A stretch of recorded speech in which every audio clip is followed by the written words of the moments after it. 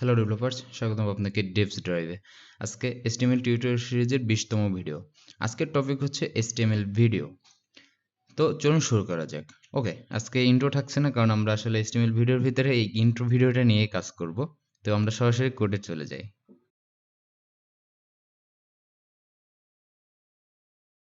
এখন কথা হচ্ছে HTML ভিডিওর ক্ষেত্রে, আচ্ছা, আমরা এটাকে একটু ব্রাউজারে ওপেন করে নিই।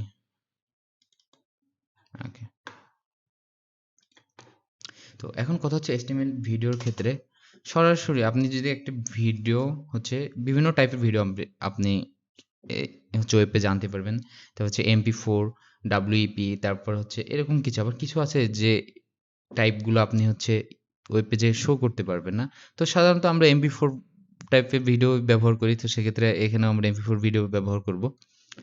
তো আমরা ভিডিও HTML পেজে শো করানোর জন্য প্রথমে আমাদের একটা ভিডিও ট্যাগ নেওয়া লাগবে।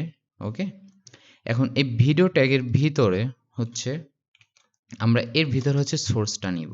হ্যাঁ, এখানে হচ্ছে আমরা চাইলে সোর্সটা এখানে নিতে পারবো, কিন্তু আমরা এখানে নিব না।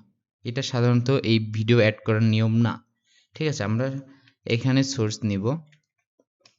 ওকে, এবারে এই সোর্সের ভিতরে হচ্ছে src, এই সোর্সটা নিব এবং এখানে হচ্ছে আমরা ভিডিও ট্যাগটা আর কি, যে ভিডিওটা আমরা আনতে যাচ্ছি ওই ভিডিওটা আনবো। তো সেক্ষেত্রে আমাদের এখানে আমরা যদি দেখতে চাই, এই যে DevsDrive intro.mp4, এই ভিডিওটা হচ্ছে আমরা হচ্ছে এখানে আনবো।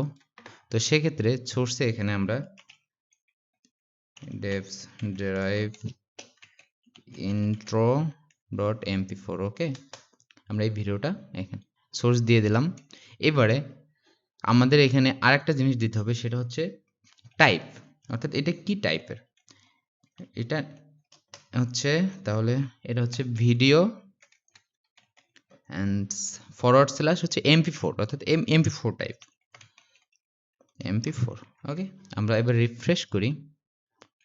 ও, অনেক বড় দেখা যাচ্ছে। আমরা এটাকে একটু জুম আউট করি, কারণ এটাকে আমরা কন্ট্রোল করে নিই, অর্থাৎ এটার কোনো সাইজ কোনো কিছুই আমরা এটা করিনি, তার কারণে ভিডিওটা এত বড় দেখা যাচ্ছে। আমরা এবার একটু ওয়েব পেজটা জুম আউট করি। ওকে, দেখুন আমরা 25% আমরা এই ভিডিওটা দেখতে পাচ্ছি। আর তারপরে কথা হচ্ছে, আমরা কিন্তু আমাদের ভিডিওটা কিন্তু চলছে না। ঠিক আছে, এটা জাস্ট একটা থাম্বনেইল আকারে এখানে শো করতেছে, একটা পিকচার আকারে। তো সেই ক্ষেত্রে আমাদের যেটা করতে হবে, ভিডিওতে আমাদের কন্ট্রোলস দিতে হবে।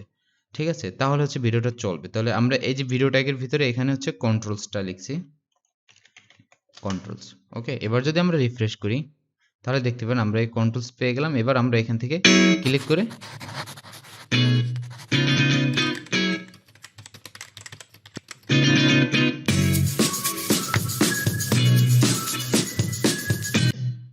ওকে, আমরা ক্লিক করলে এটা চালাতে পারলাম। এখন কথা হচ্ছে, তো এটা তো আমরা 30% এত, কিন্তু এটা তো আমাদের 100% সাধারণত সবাই ওয়েব পেজ দেখে। তো সেক্ষেত্রে আমাদের এইখানে হচ্ছে হাইট ওয়েট এটা হচ্ছে সেট করে দিতে হবে। তো সেক্ষেত্রে আমাদের হাইট, আমরা হাইট নিলাম হচ্ছে 300 px। ওকে, এবং উইথ নিলাম আমরা হচ্ছে 500 px। Okay, height with 500 px। এবার আমরা রিফ্রেশ করি, আমাদের পেজটা 100%। ওকে, দেখুন এবারে আমাদের এই ভিডিওটা দেখা যাচ্ছে। ওকে, এখন সাধারণত আমরা উইথটা দেওয়ার প্রয়োজন পড়ে না, এটা ভিডিওর ক্ষেত্রে উইথটা অটো নিয়ে নেওয়াটাই বেটার। তো সেক্ষেত্রে আমরা শুধু হাইট দিলাম, তাহলে উইথটা অটো নিয়ে নেবে, সেটাই বেটার। এখন এই আমরা হাইট দেওয়ার কারণে হচ্ছে হাইটটা সে নিয়েছে এবং ভিডিও অনুযায়ী সে উইথটা নিল, এবং কন্ট্রোলসের কারণে আমরা এখানে কিন্তু ভিডিওগুলো আমরা হচ্ছে কন্ট্রোল করতে পারছি। এখন যদি মনে করুন আমরা এই ভিডিওটা আমরা ওয়েব পেজে আসার সাথে সাথে যদি একা একাই চলে ওঠে, যদি আমরা সেটা চাই, অনেক ক্ষেত্রে অনেক পেজে আমরা দেখতে পাই যে কোন পেজে ঢুকলাম সাথে সাথে একটা ভিডিও হচ্ছে চলতেছে, তো আমরা দেখতে পাবো সাথে সাথে ভিডিওটি চলে উঠবে। কিন্তু আমরা অটো পেলে দেখা যাচ্ছে যে অটো পেলে দেওয়ার পর আমাদের ভিডিওটা চলছে না। এর কারণ কি? কারণ হচ্ছে আসলে এই অটো প্লে দিলে আপনি কিছু আগে, হয়তো 1-2 বছর আগে বা এরকম 6 মাস হতে পারে, এক্স্যাক্টলি খেয়াল নাই। তো অটো প্লে দেওয়ার সাথে সাথে আমরা হচ্ছে ভিডিওটা এখানে চলে উঠতো, এটা দেখতে পেতাম। কিন্তু এখন ব্রাউজারের আপডেট সিস্টেম হচ্ছে অনেক ব্রাউজারে, যেমন ক্রোমে হচ্ছে অটো প্লে হচ্ছে আপনাকে মুটেড রাখতে হবে, অর্থাৎ আপনাকে সাউন্ড অটোফিলে যদি আপনি কোনো ব্রাউজারে শো করাতে চান তাহলে অবশ্যই হচ্ছে সাউন্ড অফ করে দিতে হবে। তো এটা একটা ভালো আমাদের ইউজারের জন্য যারা ওয়েব পেজ ব্যবহার করবে, কারণ অনেক সময় অনেক পেজে ওপেন করি আর একটা বিশাল একটা ভিডিও অমনি চলে ওঠে এবং সেটার সাউন্ড বাড়ানো থাকে, একটা ডিস্টার্বিং ব্যাপার। তো সেক্ষেত্রে এটা আসলে ব্রাউজার একটা ভালো ফিচার। তো আমরা এই দেখুন অটোফিলে দেওয়া সত্ত্বেও এখানে ভিডিওটা অটোফিলে হচ্ছে না।